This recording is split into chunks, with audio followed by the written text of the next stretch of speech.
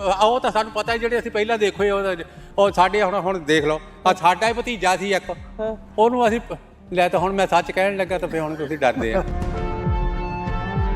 ਬੀਬੀਆਂ ਖੜ ਤਾਂ ਜਾਂਦੀਆਂ ਨੇ, ਜਿੱਤ ਵੀ ਜਾਂਦੀਆਂ ਨੇ, ਪਰ ਸਰਪੰਚੀ 5 ਦੇ 5 ਸਾਲ ਉਹਨਾਂ ਦੇ ਘਰ ਦੇ ਹੀ ਕਰਦੇ ਨੇ, ਉਹਨਾਂ ਦਾ ਮੁੰਡਾ ਕਰਦਾ, ਉਹਨਾਂ ਦਾ ਪਤੀ ਕਰਦਾ। ਇਸ ਦੇ ਬਾਰੇ ਕੀ ਕਹੋਗੇ? ਇਹ ਪਿਰਤ ਤੁਸੀਂ ਤੋੜੋਗੇ ਜਾਂ ਐਂ ਚੱਲੂ ਕੰਮ? ਵੀਡੀਓ ਮਰਜ਼ੀ ਕਰਦਾ, ਵੀਡੀਓ ਤੇ ਪ੍ਰੈਸ਼ਰ ਆ ਸਰਕਾਰਾਂ ਦਾ।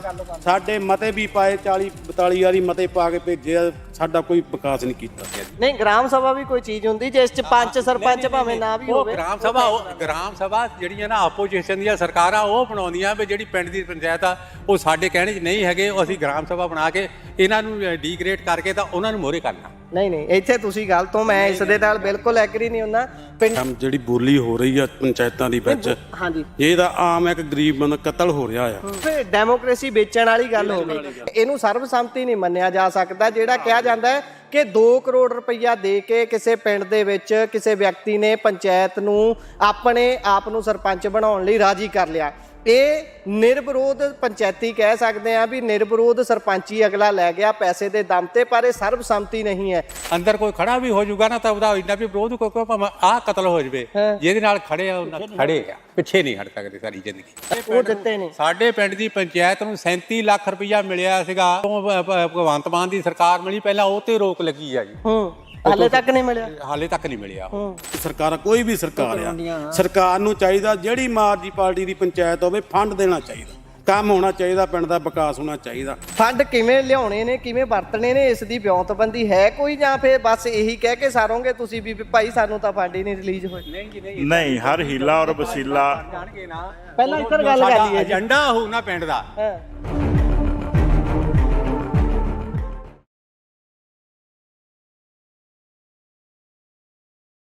ਸਤਿ ਸ਼੍ਰੀ ਅਕਾਲ। ਪੰਜਾਬੀ ਰੇਡੀਓ ਤੇ ਪੰਜਾਬੀ ਟੀਵੀ USA ਵੇਖਣਾ ਤੁਸੀਂ ਸ਼ੁਰੂ ਕਰ ਚੁੱਕੇ ਹੋ।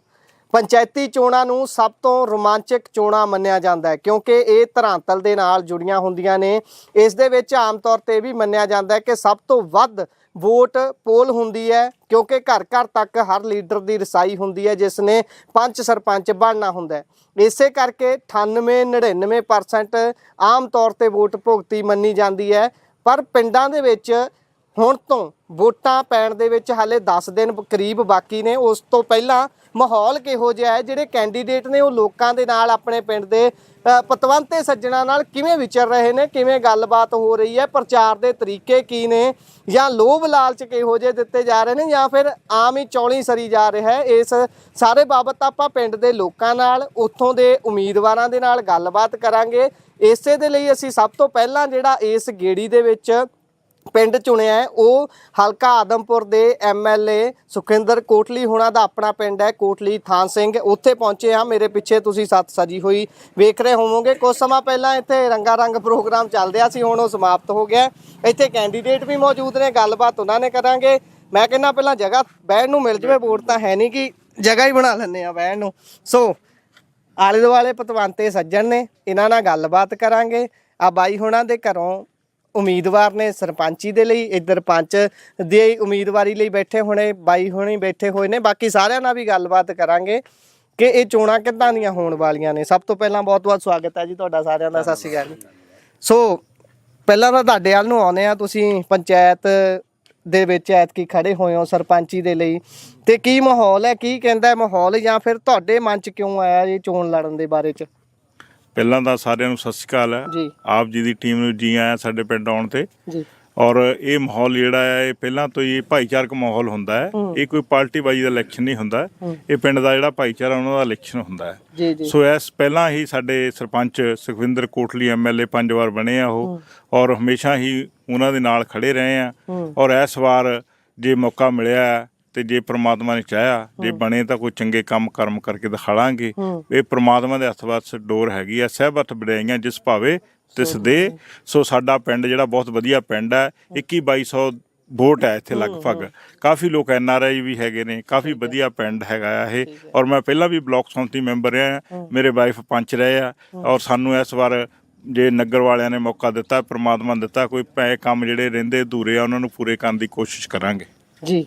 ਸੋ ਇੱਥੇ ਹੁਣ ਸਵਾਲ ਤਾਂ ਇਹ ਆ ਜਾਂਦਾ ਹੈ ਭਾਈ, ਇਹ ਇੱਕ MLA ਦਾ ਪਿੰਡ ਹੈ, ਹੋ ਸਕਦਾ ਹੈ ਕਿ ਐਮਐਲਏ ਦਾ ਜਿਹੜਾ ਅਸਰ ਰਸੂਖ ਉਹ ਆਪਣੇ ਪਿੰਡ ਦੇ ਵਿੱਚ ਸਭ ਤੋਂ ਪਹਿਲਾਂ ਮੰਨਿਆ ਜਾਂਦਾ ਹੈ ਕਿ ਚੰਗਾ ਹੋਣਾ ਚਾਹੀਦਾ। ਜਦੋਂ ਉੱਥੇ ਚੰਗਾ ਹੋਊਗਾ ਫਿਰ ਉਹ ਆਪਣੇ ਪੂਰੇ ਹਲਕੇ ਨੂੰ ਬੰਨ੍ਹ ਕੇ ਰੱਖ ਸਕਦਾ ਹੈ, ਇੱਕ ਮਾਲਾ 'ਚ ਪਰੋ ਕੇ ਰੱਖ ਸਕਦਾ ਹੈ। ਪਰ ਤੁਸੀਂ ਪੰਚਾਇਤੀ ਚੋਣਾਂ ਦੇ ਕੱਲ ਫਾਰਮ ਜਮ੍ਹਾਂ ਕਰਾ ਆਏ ਹੋ, ਇਹ ਕਿਉਂ ਨਹੀਂ ਸੰਭਵ ਹੋਇਆ ਕਿ ਤੁਹਾਡੇ ਪਿੰਡ ਦੇ ਵਿੱਚ ਸਰਬਸੰਮਤੀ ਹੋ ਜਾਂਦੀ? ਕਿਉਂਕਿ ਇੱਕ ਐਮਐਲਏ ਦਾ ਪਿੰਡ ਹੈ, ਸਾਰਾ ਪਿੰਡ ਜੁੜਿਆ ਹੋਊ ਉਹਦੇ ਨਾਲ।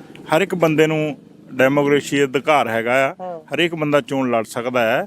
ਹਰ ਇੱਥੇ ਸਾਡੇ ਪਿੰਡ ਜਿਹੜੀ ਹੈ ਤਾਂ ਪਾਰਟੀ ਬਾਜੀ ਹੈ, ਇੱਥੇ ਅਕਾਲੀ ਦਲ ਵੀ ਹੈ, ਕਾਂਗਰਸ ਵੀ ਹੈ, ਬੀਐਸਪੀ ਆ, ਝਾੜੂ ਵੀ ਹੈ। ਹਰ ਇੱਕ ਬੰਦੇ ਨੂੰ ਅਧਿਕਾਰ ਹੈ, ਭਾਈਚਾਰਾ ਕਾਇਮ ਹੈ, ਲੜਾਈ ਝਗੜੇ ਵਾਲੀ ਕੋਈ ਗੱਲ ਨਹੀਂ ਹੈ, ਨਾ ਕਦੀ ਹੋਈ ਆ, ਨਾ ਪ੍ਰਮਾਤਮਾ ਦੀ ਦਇਆ ਦੇ ਨਾਲ ਹੋਣੀ ਹੈ। ਔਰ ਐਮਐਲਏ ਦੀ ਗੱਲ ਕਰੀਏ ਤਾਂ ਉਹਨਾਂ ਦਾ ਬੜਾ ਸਤਿਕਾਰ ਹੈ ਇਸ ਪਿੰਡ ਦੇ ਵਿੱਚ। ਔਰ ਜਿਹੜਾ ਸਰਕਾਰ ਹੈ ਉਹ ਸਾਡੀ ਨਹੀਂ ਹੋਣ ਕਰਕੇ ਸਾਡੇ ਜਿਹੜੇ ਕੋਈ ਕੰਮ ਹੈ ਹਜੇ ਨਹੀਂ ਹੋ ਰਿਹਾ। ਜੇ ਸਾਡੀ ਸਰਕਾਰ ਹੋਵੇ ਤਾਂ ਬਹੁਤ ਸਾਰੇ ਸਾਡੇ ਜਿਹੜੇ ਕੰਮ ਹੈ ਹੋ ਸਕਦੇ ਆ, ਪਰ ਫਿਰ ਵੀ ਕੋਈ ਕਿਸੇ ਗੱਲ ਤੋਂ ਪਿੱਛੇ ਨਹੀਂ ਕਦੀ ਐਮਐਲਏ ਹਟੇ। ਹਰ ਇੱਕ ਦੇ ਦੁੱਖ ਸੁੱਖ ਦੇ ਵਿੱਚ ਸਾਂਝੇ ਹੁੰਦੇ ਆ, ਔਰ ਉਹਨਾਂ ਦਾ ਇਸ ਨਗਰ ਦੇ ਵਿੱਚ ਬੜਾ ਪਿਆਰ ਹੈ, ਔਰ ਇਸ ਨਗਰ ਦੇ ਵਿੱਚ ਬੜੀ ਉਹਨਾਂ ਦੀ ਚੜ੍ਹਤ ਹੈਗੀ ਹੈ। ਕੋਈ ਐਸੀ ਕੋਈ ਗੱਲ ਨਹੀਂ ਜੀ। ਸੋ ਮੁੜ ਕੇ ਤੁਹਾਡੇ ਆ ਲਾਉਂਗਾ, ਇੱਧਰ ਬਾਈ ਹੁਣੀ ਮੇਰੇ ਨਾਲ ਮੌਜੂਦ ਨੇ, ਪਹਿਲਾਂ ਇਹਨਾਂ ਨਾਲ ਗੱਲਬਾਤ ਕਰ ਲਈਏ ਪੰਚ ਸਾਹਿਬ ਦੇ ਨਾਲ। ਪੰਚ ਸਾਹਿਬ ਜਦਾ ਤੁਸੀਂ ਦੱਸੋ, ਜਿੱਦਾਂ ਬਾਈ ਹੁਣੀ ਗੱਲ ਕੀਤੀ ਹੈ ਕਿ ਧੜੇਬਾਜ਼ੀ ਹੁੰਦੀ ਹੈ ਪਿੰਡਾਂ ਦੇ ਵਿੱਚ, ਅਲੱਗ-ਅਲੱਗ ਪਾਰਟੀਆਂ ਨੂੰ ਸਪੋਰਟ ਕਰਦੇ ਨੇ, ਉਹ ਚਾਹੁੰਦੇ ਨੇ ਕਿ ਨਹੀਂ ਸਾਡਾ ਸਰਪੰਚ ਬਣੇ, ਜਿਵੇਂ ਵੀ ਗੱਲਬਾਤ ਹੁੰਦੀ ਹੈ। ਪਰ ਤੁਸੀਂ ਕਿਵੇਂ ਦੇਖਦੇ ਹੋ ਇਹ ਰੁਝਾਨ ਜਿਹੜਾ ਐਤਕੀ ਪੰਜਾਬ ਦੇ ਵਿੱਚ ਤੁਰਿਆ ਹੈ? ਐਤਕੀ ਕਹਿੰਦੇ ਬਹੁਤ ਜ਼ਿਆਦੀਆਂ ਆਮ ਨਾਲੋਂ ਕਿਤੇ ਜ਼ਿਆਦਾ ਸਰਬਸੰਮਤੀਆਂ ਹੋਈਆਂ ਨੇ। ਇਸ ਦੇ ਪਿੱਛੇ ਮੁੱਢਲਾ ਜਿਹਾ ਜੇ ਕਾਰਨ ਸਮਝਣਾ ਹੋਵੇ, ਤੁਹਾਨੂੰ ਕੀ ਲੱਗਦਾ? ਇੱਕ ਪਾਸੇ ਤਾਂ ਸਰਕਾਰ ਦਾ ਪੱਖ ਹੋਊ, ਉਹ ਕਹਿਣਗੇ ਵੀ ਅਸੀਂ ਪੈਸੇ ਆਫਰ ਕੀਤੇ ਸੀ, ਇਸ ਕਰਕੇ ਬਹੁਤ ਸਾਰੇ ਲੋਕਾਂ ਨੂੰ ਅਸੀਂ ਸਰਬਸੰਮਤੀਆਂ ਤੇ ਮਨਾ ਲਿਆ।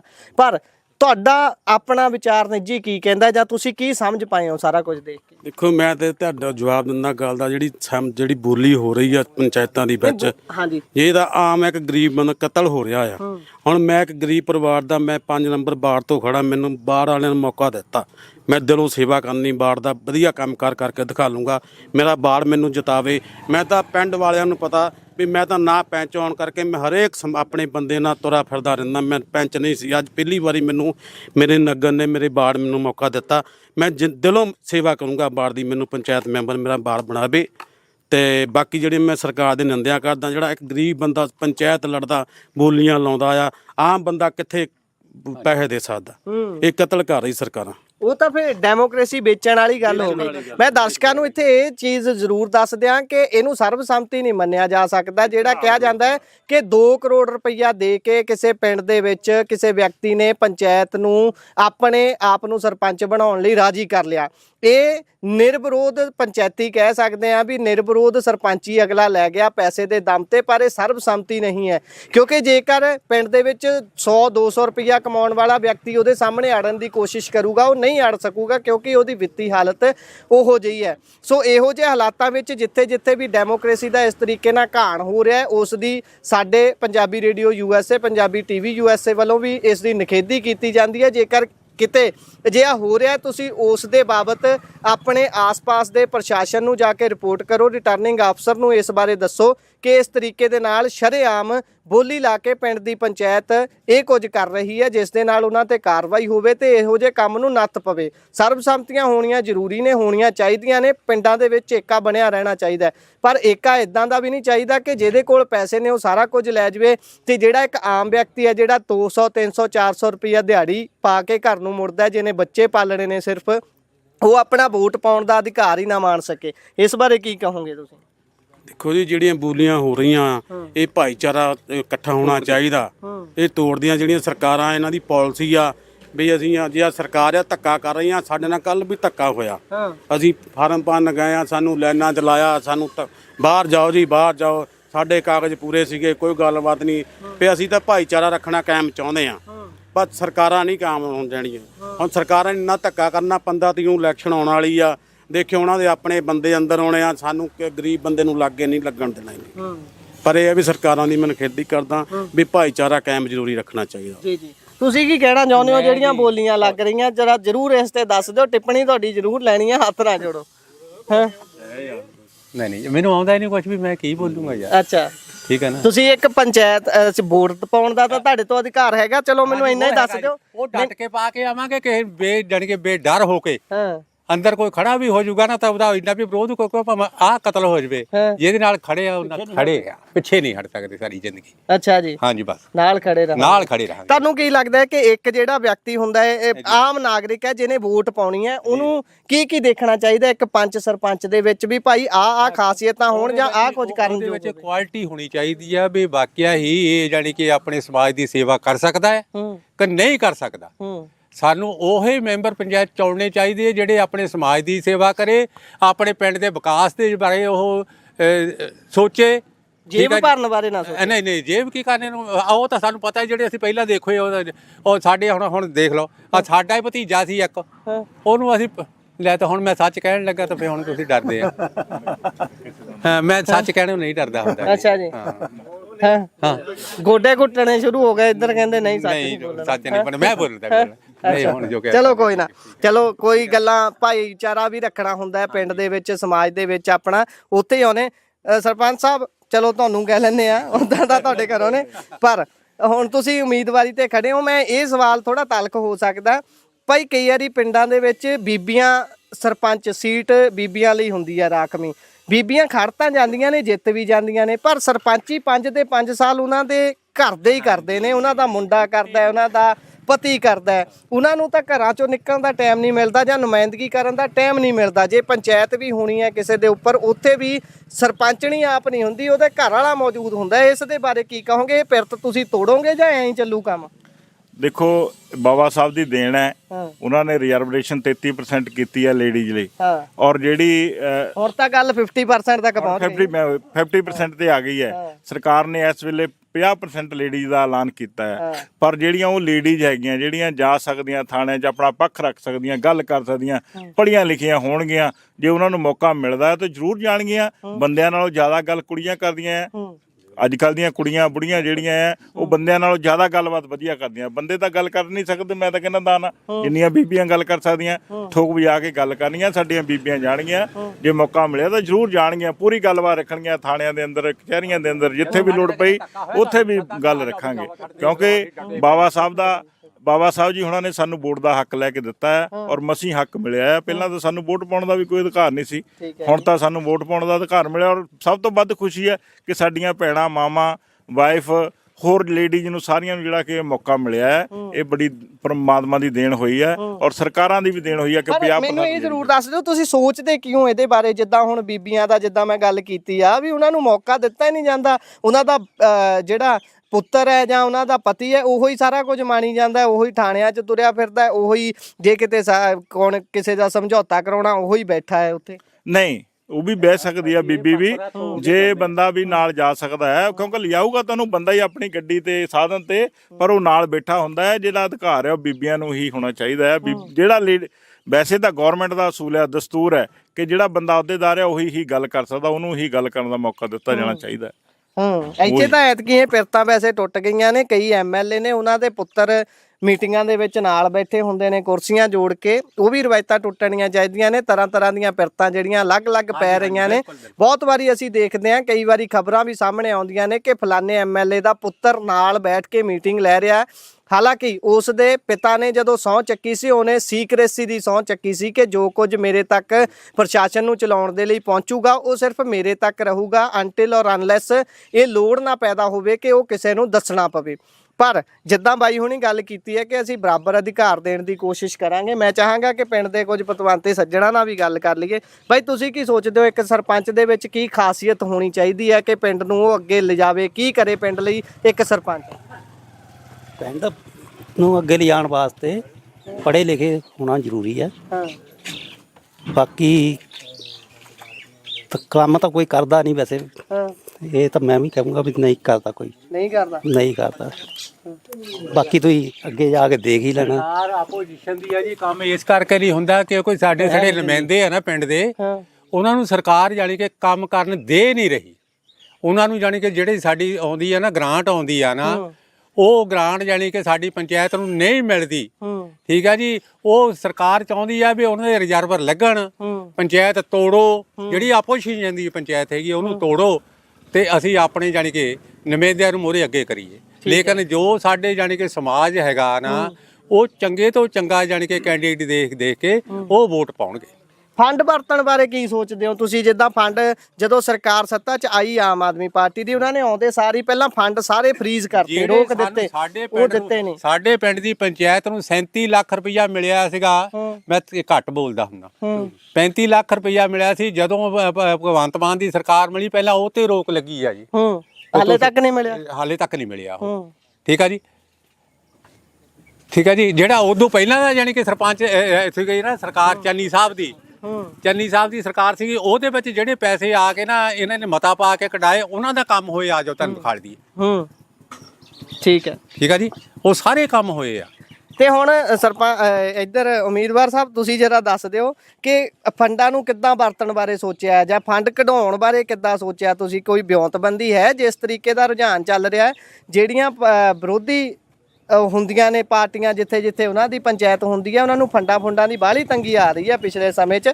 ਫੰਡ ਕਿਵੇਂ ਲਿਆਉਣੇ ਨੇ, ਕਿਵੇਂ ਵਰਤਣੇ ਨੇ, ਇਸ ਦੀ ਵਿਉਂਤਬੰਦੀ ਹੈ ਕੋਈ, ਜਾਂ ਫਿਰ ਬਸ ਇਹੀ ਕਹਿ ਕੇ ਸਾਰੋਗੇ ਤੁਸੀਂ ਵੀ ਭਾਈ ਸਾਨੂੰ ਤਾਂ ਫੰਡ ਹੀ ਨਹੀਂ ਰਿਲੀਜ਼ ਹੋਏ? ਨਹੀਂ ਜੀ, ਨਹੀਂ, ਹਰ ਹੀਲਾ ਔਰ ਵਸੀਲਾ। ਪਹਿਲਾਂ ਇੱਧਰ ਗੱਲ ਕਰ ਲਈਏ। ਏਜੰਡਾ ਹੋਊ ਨਾ ਪਿੰਡ ਦਾ ਬਈ ਆਹ ਸਾਡੇ ਵਿਕਾਸ ਦੇ ਕੰਮ ਰਹਿੰਦੇ ਆ ਨਾ, ਉਹਦੇ ਪ੍ਰਤੀ ਅਸੀਂ ਮਤਾ ਪਾ ਕੇ ਯਾਨੀ ਕਿ ਸਰਕਾਰ ਕੋਲੋਂ ਫੰਡਾਂ ਦੀ ਮੰਗ ਕਰਾਂਗੇ। ਗ੍ਰਾਮ ਸਭਾ ਬਣਾਉਂਗੇ? ਨਹੀਂ, ਗ੍ਰਾਮ ਪੰਚਾਇਤ ਬਣਨੀ ਆ ਜੀ। ਨਹੀਂ, ਗ੍ਰਾਮ ਸਭਾ ਵੀ ਕੋਈ ਚੀਜ਼ ਹੁੰਦੀ ਜਿਸ ਚ ਪੰਚ ਸਰਪੰਚ ਭਾਵੇਂ ਨਾ ਵੀ ਹੋਵੇ। ਗ੍ਰਾਮ ਸਭਾ ਜਿਹੜੀਆਂ ਨਾ ਆਪੋਜੀਸ਼ਨ ਦੀਆਂ ਸਰਕਾਰਾਂ ਉਹ ਬਣਾਉਂਦੀਆਂ ਵੀ ਜਿਹੜੀ ਪਿੰਡ ਦੀ ਪੰਚਾਇਤ ਆ ਉਹ ਸਾਡੇ ਕਹਿਣੇ 'ਚ ਨਹੀਂ ਹੈਗੇ, ਉਹ ਅਸੀਂ ਗ੍ਰਾਮ ਸਭਾ ਬਣਾ ਕੇ ਇਹਨਾਂ ਨੂੰ ਡੀਗ੍ਰੇਡ ਕਰਕੇ ਤਾਂ ਉਹਨਾਂ ਨੂੰ ਮੋਹਰੇ ਕਰਨਾ। ਨਹੀਂ, ਇੱਥੇ ਤੁਸੀਂ ਗਲਤ ਹੋ, ਮੈਂ ਇਸ ਦੇ ਨਾਲ ਬਿਲਕੁਲ ਐਗਰੀ ਨਹੀਂ ਹੁੰਦਾ।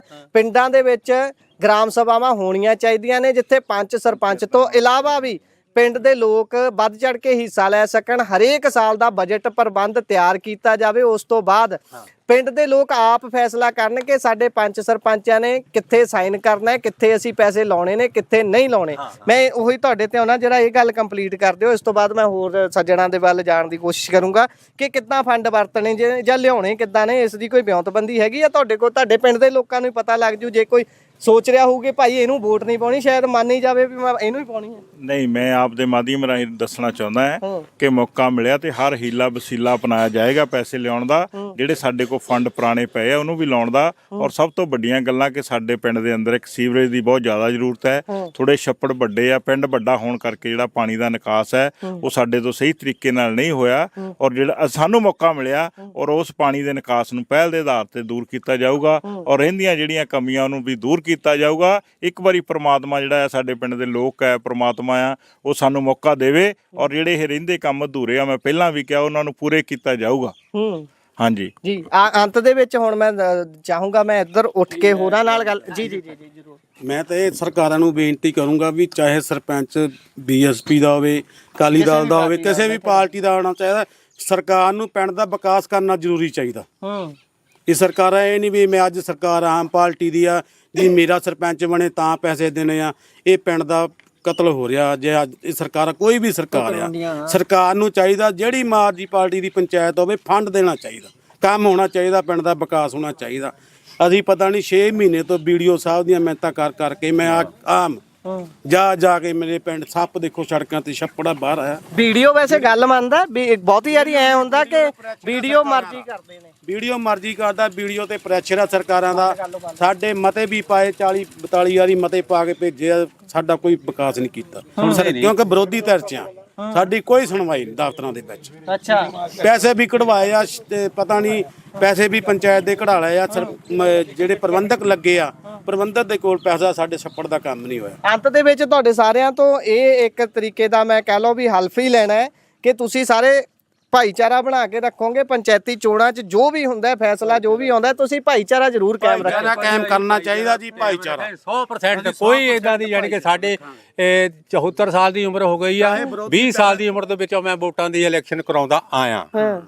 ਪੰਚਾਇਤੀ ਹੋਵੇ, ਵਿਧਾਨ ਸਭਾ ਦੀਆਂ ਹੋਣ, ਲੋਕ ਸਭਾ ਦੀਆਂ ਹੋਣ, ਪੋਲਿੰਗ ਏਜੰਟ ਮੈਂ ਹੀ ਹੁੰਦਾ ਅੰਦਰ। ਅੱਛਾ ਜੀ, ਠੀਕ ਆ ਜੀ। ਕਦੀ ਸਾਡੇ ਮਤਲਬ ਹੀ ਨਹੀਂ, ਸਾਡੇ ਪਿੰਡ ਦੇ ਵਿੱਚ ਕਦੀ ਕੋਈ ਲੜਾਈ ਝਗੜਾ ਨਹੀਂ। ਸਾਡਾ ਜਿਹੜਾ ਨਾ ਪ੍ਰਸ਼ਾਸਨ ਹੈਗਾ ਉਹ ਵੀ ਇੰਨਾ ਖੁਸ਼ ਹੋ ਕੇ ਜਾਂਦਾ ਨਾ ਸ਼ਾਮ ਨੂੰ, ਲੈ ਵੀ ਆਹ ਹੀ ਪਿੰਡ ਦੇਖਿਆ ਜਿੱਥੇ ਕੋਈ ਲੜਾਈ ਝਗੜਾ ਨਹੀਂ, ਕਦੀ ਵੀ ਨਹੀਂ। ਤੁਹਾਡੇ ਤੋਂ ਵੀ ਇਹੀ ਹੈਲਪ ਲੈਣੇ ਆ। ਤੁਸੀਂ ਗ੍ਰਾਮ ਸਭਾ ਦੀ ਗੱਲ ਕੀਤੀ ਸੀ, ਕਈ ਵਾਰੀ ਲੋਕਾਂ ਨੂੰ ਇਹ ਨਹੀਂ ਪਤਾ ਹੁੰਦਾ, ਜਿਹੜੀ ਗ੍ਰਾਮ ਸਭਾ ਹੈ ਉਹ ਪੰਚਾਇਤ ਨਾਲ ਉੱਤੋਂ ਦੀ ਹੁੰਦੀ ਹੈ। ਜੀ, ਉਹੀ ਮੈਂ ਗੱਲ ਕਰ ਰਿਹਾ। ਨਾਲੋਂ ਗ੍ਰਾਮ ਸਭਾ ਜਿਹੜੀ ਉਹ ਉੱਪਰ ਹੁੰਦੀ ਹੈ। ਜੇ ਸਾਡੇ ਪਿੰਡ ਦੇ ਵਿੱਚ ਗ੍ਰਾਮ ਸਭਾ ਵੀ ਹੋਵੇ, ਅਸੀਂ ਉਹਦਾ ਵੀ ਜੀ ਆਇਆਂ ਨੂੰ ਕਵਾਂਗੇ, ਸਤਿਕਾਰ ਕਰਾਂਗੇ, ਔਰ ਉਹਨੂੰ ਵੀ ਕੋਸ਼ਿਸ਼ ਕਰਾਂਗੇ ਕਿ ਗ੍ਰਾਮ ਸਭਾ ਨੂੰ ਪੱਖ ਦੇ ਵਿੱਚ ਲੈ ਕੇ ਰੱਖ ਕੇ ਆਪਣੇ ਜਿਹੜੇ ਮੁੱਦੇ ਰਹਿੰਦੇ ਉਹਨਾਂ ਨੂੰ ਅੱਗੇ ਲਿਜਾਣ ਦੀ ਕੋਸ਼ਿਸ਼ ਕਰਾਂਗੇ। ਗ੍ਰਾਮ ਸਭਾ ਜਿਹੜੀ ਹੈ ਉਹ ਆਮ ਲੋਕਾਂ ਨੂੰ ਨਹੀਂ ਪਤਾ, ਉਹ ਪੰਚਾਇਤ ਨਾਲ ਉੱਪਰ ਹੁੰਦੀ ਹੈ। ਉਹ ਬੁਲਾਉਣੀ ਵੀ ਤੁਸੀਂ ਆ, ਜਦੋਂ ਸਰਪੰਚ ਜੇ ਤੁਸੀਂ ਬਣ ਜਾਂਦੇ ਹੋ ਬਹਿਣਾ ਵੀ ਤੁਸੀਂ ਆ ਗੱਬੇ, ਜੇ 2 ਵਾਰੀ ਤੁਸੀਂ ਨਾ ਬੈਠੇ ਤੇ ਤੁਹਾਡੇ ਤੇ ਵੀ ਗਾਜ ਡੇਗ ਸਕਦੇ। ਮੈਨੂੰ ਪਤਾ ਇਹਦੇ ਬਾਰੇ, ਜਿਹੜੀਆਂ 2 ਮੀਟਿੰਗਾਂ ਹੁੰਦੀਆਂ ਆ, ਜੇ ਉਹ ਪੰਚਾਇਤ ਦੀ ਹਾਜ਼ਰੀ ਦੇ ਵਿੱਚ ਉਹ ਨਹੀਂ ਹੁੰਦੀਆਂ ਤੇ ਉਹ ਗ੍ਰਾਮ ਸਭਾ ਜਿਹੜੀ ਆ ਉਹ ਬੈਲਟ ਹੁੰਦੀ ਹੈ। ਗ੍ਰਾਮ ਸਭਾ ਜਿਹੜੀ ਉਹ ਬੈਲਟ ਹੁੰਦੀ ਹੈ। ਗ੍ਰਾਮ ਸਭਾ ਦਾ ਜੀ ਆਇਆਂ ਸਤਿਕਾਰ ਕਰਦੇ ਆ ਗ੍ਰਾਮ ਸਭਾ ਦਾ, ਉਹਦੇ ਬਾਰੇ ਮੈਨੂੰ ਨੌਲੇਜ ਹੈ। ਜੀ ਬਹੁਤ ਚੰਗੀ ਗੱਲ ਹੈ, ਬਹੁਤ ਚੰਗੀ ਗੱਲ ਹੈ। ਇਧਰ ਪੰਜ ਸਾਹਿਬ ਤੋਂ ਆਖਰੀ ਆਪਾਂ ਲੈ ਲਈਏ। ਅਸੀਂ ਤਾਂ ਇਹ ਕਰਾਂਗੇ ਵੀ ਜਿੱਦਣ ਸਾਨੂੰ ਪੰਚਾਇਤ ਦਾ ਮੌਕਾ ਦੇਤਾ, ਸਾਡੀ ਪੰਚਾਇਤ ਬਣ ਗਈ, ਸਾਰਾ ਭਾਈਚਾਰਾ ਇਕੱਠਾ ਕਰਕੇ ਵਿਰੋਧੀ ਵੀ ਵਿਰੋਧੀ ਵੀ ਇਕੱਠੇ ਕਰਾਂਗੇ ਵੀ ਆਓ ਜਿਹੜਾ ਪਿੰਡ ਦਾ ਕੰਮ ਕਰਨਾ ਸਾਡਾ ਸਾਥ ਦਿਓ, ਹਾਂ ਅਸੀਂ ਨਾਲ ਆ ਪਿੰਡ ਦੇ। ਬਹੁਤ ਬਹੁਤ ਚੰਗੀ ਗੱਲ ਮੈਨੂੰ ਹੈ। ਮੌਕਾ ਮਿਲਣਾ ਚਾਹੀਦਾ, ਸਰਪੰਚ ਸਾਹਿਬ ਨੂੰ ਮੌਕਾ ਮਿਲਣਾ ਚਾਹੀਦਾ। ਅਸੀਂ ਪਿੰਡ ਇਕੱਠਾ ਕਰਾਂਗੇ, 4 ਗੁਰਦੁਆਰਾ ਸਾਹਿਬ ਆ, ਲੌਸਮੈਂਟ ਕਰਾਵਾਂਗੇ ਵੀ ਇਹ ਸਾਨੂੰ ਲੋਕਾਂ ਚੁਣਿਆ, ਆਓ ਸਾਡੇ ਨਾਲ। ਅਸੀਂ ਡੀਸੀਆਂ ਦਫ਼ਤਰ ਕਿੱਥੇ ਵੀ ਸਾਨੂੰ ਜਾਣਾ ਪਿਆ, ਮੁੱਖ ਮੰਤਰੀ ਤੱਕ ਵੀ ਜਾਣਾ ਜਾਵਾਂਗੇ ਜੀ, ਮੌਕਾ ਮਿਲਣਾ। ਸੋ ਇਹ ਕੋਟਲੀ ਥਾਨ ਸਿੰਘ ਪਿੰਡ ਸੀ। ਮੈਂ ਚਾਹੂੰਗਾ ਆਲੇ ਦੁਆਲੇ ਸੱਜਣਾ ਦੇ ਨਾਲ ਜਿਹੜੇ ਇਸ ਪਿੰਡ ਦੇ ਰਹਿਣ ਵਾਲੇ ਨੇ ਉਹਨਾਂ ਨਾਲ ਗੱਲ ਕਰ ਲਈਏ। ਕਿੱਦਾਂ ਦਾ ਤੁਸੀਂ ਪੰਚਾਇਤ ਦਾ ਸਿਸਟਮ ਚਾਹੁੰਦੇ ਹੋ ਆਪਣੇ ਪਿੰਡ ਦੇ ਵਿੱਚ, ਬਿਹਤਰੀ ਦੀ ਆਸ ਕਰਦੇ ਹੋ ਜਾਂ ਕਿੱਦਾਂ ਦਾ ਪ੍ਰਬੰਧ ਚਾਹੁੰਦੇ, ਕਿੱਦਾਂ ਦਾ? ਪੰਚਾਇਤ ਬਹੁਤ ਵਧੀਆ ਹੋਣੀ ਚਾਹੀਦੀ, ਸਾਰੇ ਪਿੰਡ ਦਾ ਸਹਿਯੋਗ ਨਾਲ ਪੰਚਾਇਤ ਸਾਥ ਦੇਊਗੀ ਤੇ ਆਪਾਂ ਵੀ ਪੰਚਾਇਤ ਦਾ ਸਾਥ ਦੇਵਾਂਗੇ। ਬਹੁਤ ਬਹੁਤ ਧੰਨਵਾਦ। ਧੰਨਵਾਦ ਜੀ। ਉਹ ਪੰਚਾਇਤ ਜਿਹੜੀ ਆ, ਪੰਚਾਇਤੀ ਚੋਣਾਂ ਸਿਰ ਤੇ ਨੇ, ਇਹਦੇ ਬਾਰੇ ਸੋਚਦੇ ਕੀ ਹੋ? ਦੇਖੋ ਜੀ, ਮਾਹੌਲ ਬਹੁਤ ਵਧੀਆ ਹੈ ਸਾਡੇ ਪਿੰਡ ਦਾ ਤੇ ਲੋਕ ਵੀ ਜਿਹੜੇ ਆ ਇਹ ਚਾਹੁੰਦੇ ਆ ਵੀ ਸਾਨੂੰ ਵਧੀਆ ਸਰਪੰਚ ਮਿਲੇ ਜਿਹੜਾ ਪਿੰਡ ਦਾ ਵਿਕਾਸ ਕਰ ਸਕੇ। ਕਿੱਦਾਂ ਦਾ ਵਿਕਾਸ, ਕਿਹੜੇ ਕੰਮ ਅੜੇ ਹੋਏ ਨੇ ਪਿੰਡ ਦੇ, ਗਿਣਾ ਸਕਦੇ ਹੋ ਕੋਈ ਕੰਮ? ਦੇਖੋ ਜੀ, ਮੇਨ ਜਿਹੜਾ ਮੁੱਦਾ ਹੈਗਾ ਉਹ ਹੈਗਾ ਸਾਡੇ ਛੱਪੜ ਦਾ। ਸਭ ਤੋਂ ਵੱਡਾ ਇਹੀ ਉਹਨਾਂ ਨੇ ਵੀ ਗਿਣਾਇਆ, ਪਿੱਛੇ ਵੀ 2-3 ਜਾਣਿਆਂ ਨੇ ਇਹਦੇ ਬਾਰੇ ਗੱਲ ਕੀਤੀ। ਪਤਾ ਕੀ ਗੱਲ ਆ, ਤੁਸੀਂ ਇਹ ਲਾ ਲਓ ਸਾਹਿਬ, ਆਹ ਮਹੱਲਾ ਜਿਹੜਾ ਆ, ਉਦੋਂ ਦਿਖਾ ਦੇ, ਆਹ ਮਹੱਲਾ ਜਿਹੜਾ ਉਹ ਭਵਨ ਤੋਂ ਲੈ ਕੇ ਸਾਰਾ ਪਾਣੀ ਜਿਹੜਾ ਇਸ ਛੱਪੜ ਵਿੱਚ ਪੈਂਦਾ ਆ। ਇਸ ਚ ਪੈਂਦਾ, ਇਹ ਇੱਕੋ ਹੀ ਛੱਪੜ ਆ ਪਿੰਡ ਚ? ਨਹੀਂ, ਛੱਪੜ ਤਾਂ ਹੈਗੇ ਆ 3-4 ਆ। ਜਿਹਦਾ ਜ਼ਿਆਦਾ ਨਿਕਾਸ ਆ ਨਾ ਉਹ ਇੱਧਰ ਹੀ ਕੱਢਿਆ ਹੋਇਆ। ਅੱਛਾ ਜੀ, ਠੀਕ ਹੈ ਨਾ। ਇਹਦਾ ਹੱਲ ਹੋਣਾ ਚਾਹੀਦਾ, ਇਹਦਾ ਹੱਲ ਹੋਣਾ ਚਾਹੀਦਾ ਆ। ਬਾਕੀ ਇਦਾਂ ਵੀ ਕੈਂਡੀਡੇਟ ਜਿਹੜੇ ਜਿੰਨੇ ਵੀ ਖੜੇ ਆ, ਆਪਾਂ ਨੂੰ ਤਾਂ ਇਹ ਚਾਹੀਦਾ ਆ ਬਈ ਵਧੀਆ ਨੁਮਾਇੰਦਾ ਸਾਡਾ ਹਰਪ੍ਰੀਤ ਭੁੱਲਰ ਭਰਾ ਆ ਸਾਡਾ, ਅਸੀਂ ਇਹਦੀ ਹੈਕ ਠੋਕ ਕੇ ਜਿੱਦਾਂ ਇਹਨਾਂ ਦੀ ਮਦਦ ਕਰਾਂਗੇ, ਇਹਨਾਂ ਦੀ ਠੀਕ ਹੈ ਜੀ, ਧੰਨਵਾਦ, ਸ਼ੁਕਰੀਆ, ਸਪੋਰਟ ਕਰਾਂਗੇ ਪੂਰੀ ਤਰ੍ਹਾਂ, ਤਹਿ ਦਿਲੋਂ। ਸ਼ੁਕਰੀਆ ਜੀ, ਸ਼ੁਕਰੀਆ। ਸੋ ਇਹ ਸੀ ਕੋਟਲੀ ਥਾਨ ਸਿੰਘ ਦੀ ਪੰਚਾਇਤ ਦੇ ਵਿੱਚ ਐਤਕੀ ਜਿਹੜੇ ਚੋਣ ਲੜਨ ਦੇ ਲਈ ਖੜੇ ਨੇ ਉਹ ਪਤਵੰਤੇ ਸੱਜਣ, ਹੋਰ ਪਿੰਡ ਦੇ ਪਤਵੰਤੇ ਸੱਜਣਾਂ ਨਾਲ ਗੱਲਬਾਤ ਕੀਤੀ ਹੈ। ਇਸ ਪਿੰਡ ਦੇ ਵਿੱਚ ਕਿਉਂ ਆਏ ਸੀ, ਇਸ ਦਾ ਕਾਰਨ ਤੁਹਾਨੂੰ ਪਹਿਲਾਂ ਹੀ ਦੱਸ ਚੁੱਕੇ ਹਾਂ। ਆਦਮਪੁਰ ਹਲਕੇ ਦੇ ਐਮਐਲਏ ਸੁਖਵਿੰਦਰ ਕੋਟਲੀ ਹੋਣਾ ਦਾ ਇਹ ਆਪਣਾ ਪਿੰਡ ਹੈ। ਅਸੀਂ ਇਸੇ ਕਰਕੇ ਇੱਥੇ ਆਏ ਸੀ ਕਿ ਕੋਈ ਮਿਸਾਲੀ ਉਦਾਹਰਨ ਸਾਨੂੰ ਵੇਖਣ ਨੂੰ ਮਿਲੇ। ਸੋ ਇਸੇ ਗੇੜੀ ਦੇ ਵਿੱਚ ਅਗਲੇ ਪਿੰਡ ਦੇ ਵਿੱਚ ਜਾ ਕੇ ਤੁਹਾਡਾ ਮੁੜ ਕੇ ਸਵਾਗਤ ਕਰਾਂਗੇ, ਉੱਥੋਂ ਦੇ ਲੋਕਾਂ ਦੇ ਨਾਲ ਗੱਲਬਾਤ ਕਰਾਂਗੇ। ਤਦ ਤੱਕ ਲਈ ਇਸ ਗੇੜੀ ਨੂੰ ਇੱਥੇ ਹੀ ਵਿਰਾਮ ਲਾਉਂਦੇ ਹਾਂ। ਜੁੜੇ ਰਹੋ Punjabi radio, Punjabi TV USA ਨਾਲ। ਧੰਨਵਾਦ, ਸਤਿ ਸ਼੍ਰੀ ਅਕਾਲ।